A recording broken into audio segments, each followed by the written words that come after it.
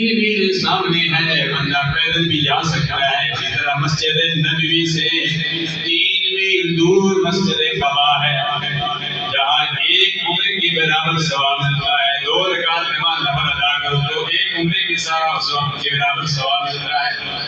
اور پہاڑ بھی 3 میل، مسجد قباء بھی 3 میل.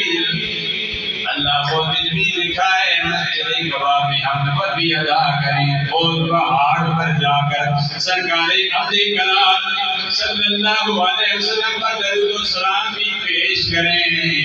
یا رسول اللہ یہ تو وہ اور پہاڑ ہے جس نے خوشیاں منائی تھی.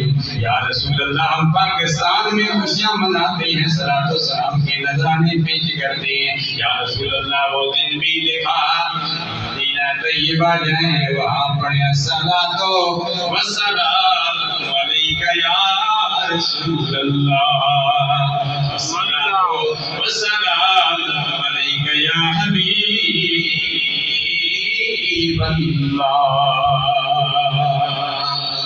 اللہ مہربانیاں فرمائے گا. میں نے شعر پڑھا تھا، اس سے بات آگے چلی گئی. شعر نہیں پڑھ سکا، پہلا لفظ پڑھا تھا کہ فتنے ہیں، ایک ہی فتنہ نہیں، کی فتنے آ گئے ہیں. آواز و آثار کے عجیب ماہنامہ آواز و آثار. خالد محمود قادری صاحب گجرات سے عظیم مؤلف ہیں، عظیم مصنف ہیں، عظیم سکادر ہیں، پی ایچ ڈی کی ہوئی ہے. کئی مرتبہ جامعہ ہمانیہ ظاہر العلوم میں بھی تشریف لائے. وہ آج کے دور کے بارے میں یہ شعر فرماتے ہیں، اللہ سے کرے دور تو تعلیم بھی فتنہ پڑ جائے، PhD بھی کر جائے، ڈاکٹر بھی بن جائے، انجینئر بھی بن جائے،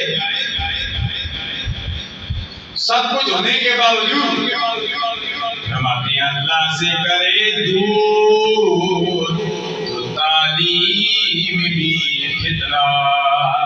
فتنہ کرام قادیانی کی بات بھی بڑی تعلیم تھی،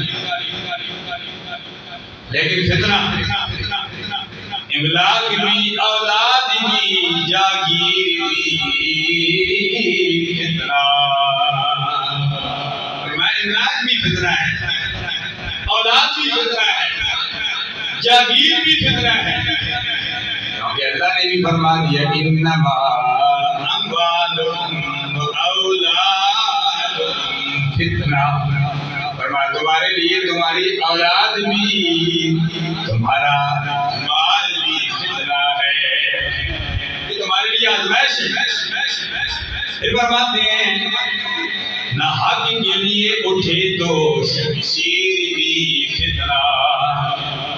ارے بندہ چل رہا ہے، عام بندے کو قتل کر دیا جائے، نہ حق مار دیا جائے، نہ حق اس پر تلوار چلا دی جائے، شمشیر چلا دی جائے. فرماتے ہیں یہ بھی فتنہ. نہ حق کے لیے اٹھے تو شمشیر بھی فتنہ.